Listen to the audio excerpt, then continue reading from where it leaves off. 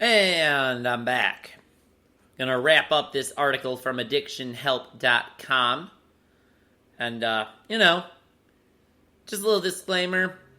If you're addicted to porn and you need help, I'm not a therapist. You can talk to me if you want to, and I'm willing to share with you my thoughts and tell you kind of about, I didn't even realize I was addicted back when I was. So my story is kind of unique. I was addicted. And now I'm back to a moderate level of consumption. I'm not completely no-fap. I'm not part of that community. But I gotta say, I like what they're doing. Because there are people whose addictions were much worse than mine. So, those people probably needed to quit completely. We got 2 more reasons in this article. 10 more effects of porn addiction. Number 9. Loss of interest in non-porn related activities. One of the major consequences of porn addiction is that it can lead to a loss of interest in non-porn activities. So, as addiction takes hold, the brain gets more and more desensitized to pleasure, and the person may find it difficult to enjoy other activities they once enjoyed. I think this goes back to your mind being preoccupied when you're doing something. Same thing as you say you're an alcoholic and you've got a kid, you're at your son's soccer game. You can't enjoy the game because you're just thinking about a drink. Well, same thing, but with porn. Same thing. Or maybe he starts, undressing in his mind some of the soccer moms watching the game instead of watching his son play soccer. I don't know. I don't have kids. Anyway, and then the final sign, effects on mental health issues. Porn addiction can lead to feelings of guilt, shame, and low self-esteem, which can contribute to depression, anxiety, and other mental health disorders. Excessive pornography consumption may also impact a person's ability to form healthy relationships, leading to feelings of isolation and loneliness.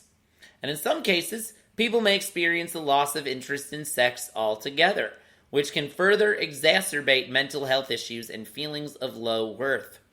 Some people who experience mental health issues due to porn addiction may turn to drugs or alcohol to self-medicate.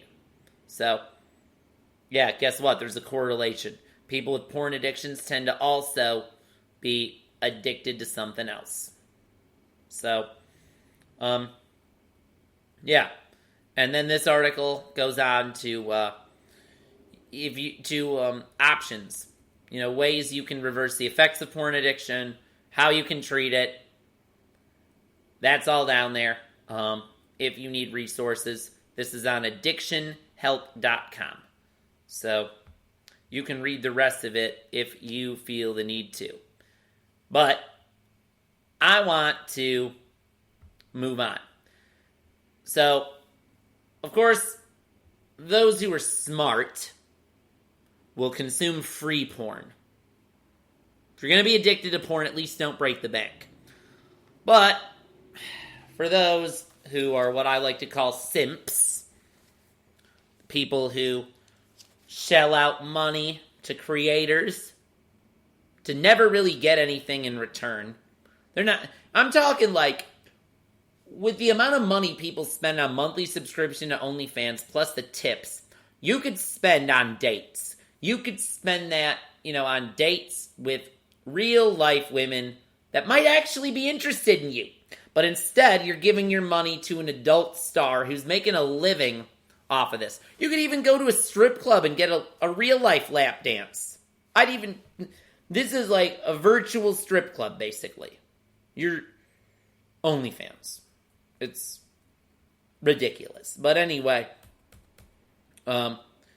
it's not just porn on OnlyFans, but it's 70% of it. So, this is from techjury.net, a little blog post about some stats on OnlyFans. To this day, there are over 190 million registered users and about 500,000 new users per day. The platform is growing at a rate of 70% per month. And OnlyFans pays out over $5 billion to its content creators each year. Top earner, Bella Thorne, made $1 million in her first 24 hours. And the average age of members is between 35 and 44. Now, this is your middle-aged, pre-middle-aged, depending on how long he lives, man who is sexually dissatisfied. If I don't frickin' find someone, this could be me in 5 years. But I refuse to pay. Refuse to pay for porn when I could just watch it for free. If I'm gonna be spending money, I just assume go out, you know. But a lot of men have given up. And it's really sad. And these women are, you know, they're taking advantage of a market. And, you know, I can't really fault them for it. Now, we're going to get to an article about some psychological effects of that. So, you know, there are some OnlyFans creators that have felt some consequences, some of which, you know, are not their fault, and others which are. You reap what you sow. Unfortunately, there are fans that have overstepped their bounds and crossed the line. And, you know, in those cases, the creators are the victim. But then there are certain things where, you know, they might regret it later. And everything you put on the internet, it stays out there. And you got to live with that. So you have someone who's desperate for money, and they turn to it. But also, it doesn't really make, you know, the average OnlyFans worker doesn't make that much. Because the average OnlyFans content creator only has 21 subscribers and makes $180 a month. So, I mean, I make $25 an hour at my job. So, like, if that tells you anything. So, a lot of these creators should just get a real job. Maybe they do have a real job and it's just a side hustle. It's a very degrading side hustle. So, yeah, just a little look into that. But now, got a Forbes article. And I hope this is a good one because I'm going to run out of free articles. This is from Forbes. And, make sure. So, basically, the COVID-19 pandemic. Here's the premise. COVID-19 led to a change in how sexually explicit content was produced and consumed. And it was COVID-19. Basically, OnlyFans became prominent during COVID-19. One of many cases. I ought to do a post-COVID series where I explain about how the choices we made during the pandemic resulted in a society that is now worse post-COVID than we were pre-COVID. But that's a whole different topic. So, no. But here's some examples.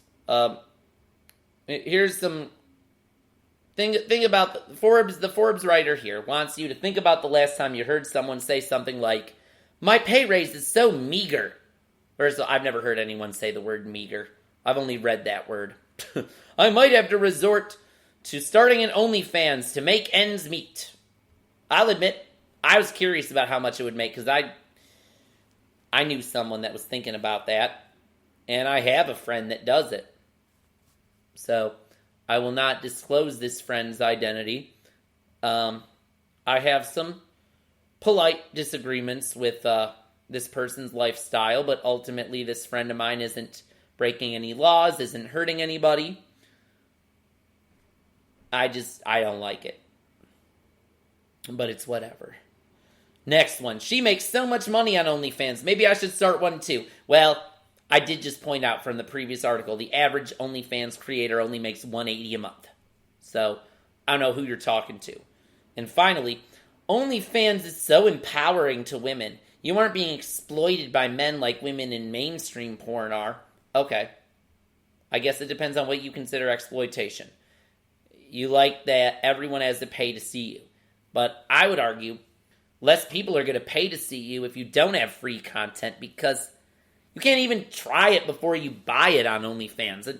And the average OnlyFans account is just, it's like maybe $10 a month, but some are more, some are a little less. Why would I pay that for just one person? Makes no damn sense. But anyway, here's some drawbacks. Number one, and this is one where, again, this is just a drawback. And this is one where the creator is the victim. They face harsher consequences compared to male creators. Of course, like, I think over 70% of the people on the platform are female creators. So, I mean, who's to say, really? But a 2021 study found that society perceives women who were engaged in sex work in a devastatingly negative light. So, a woman's choice to involve herself in sex work made her a target for harassment, dehumanization, and prejudice. Well, what do you consider prejudice? Like, I'd have to see that study. There have been stories about, like, there was one story where a 20-year-old man drove to a creator's house and broke in to film her as she slept because he was obsessed with her and stalked her. But people have been stalking celebrities for the past 100 years, male or female. So, of course, men were more likely compared to women to dehumanize female content creators. That's an unfortunate thing that men do. But also, the act of sex can be dehumanizing. We talked about the porn addiction. These are men that are serious porn addicts. They're looking for the most dehumanizing things as possible. So, yeah. But at least on OnlyFans, a man, I know my friend made $50 on a foot picture. A guy with a foot fetish. So, you want to call that dehumanizing? Maybe. But that's the nature of the business. You're a sex worker. Sex can be dehumanizing. And what's prejudice? The fact that men don't want to date women with an OnlyFans account? I wouldn't date someone with OnlyFans or even a past OnlyFans. Have that come up later. Imagine being a kid whose mom is on there. Some of these OnlyFans creators have sons. What kind of a role model are you setting for your son? You're basically, what are you teaching him about women? So, I'm a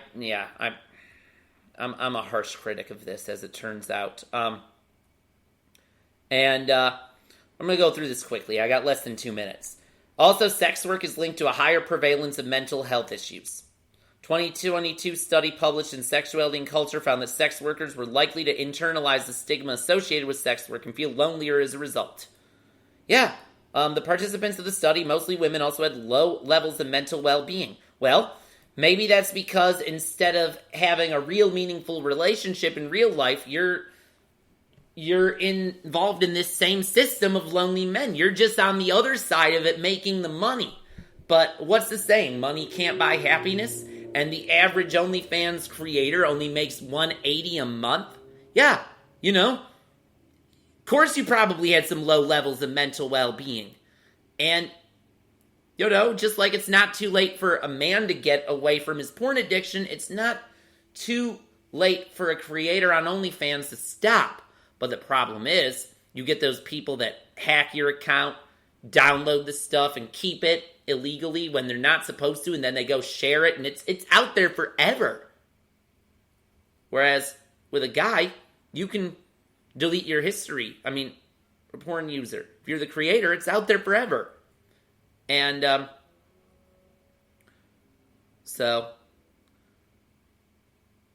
we're going to get back, and I'm going to do the final reason in this article, because I don't want to rush through this, because I didn't think I would go this long, because it turns out I've got some strong feelings on all this stuff. So I'm going to go into that, and then I'm going to wrap up by introducing y'all, if you're not familiar with them already, to the NoFap community. We're going to wrap up this segment.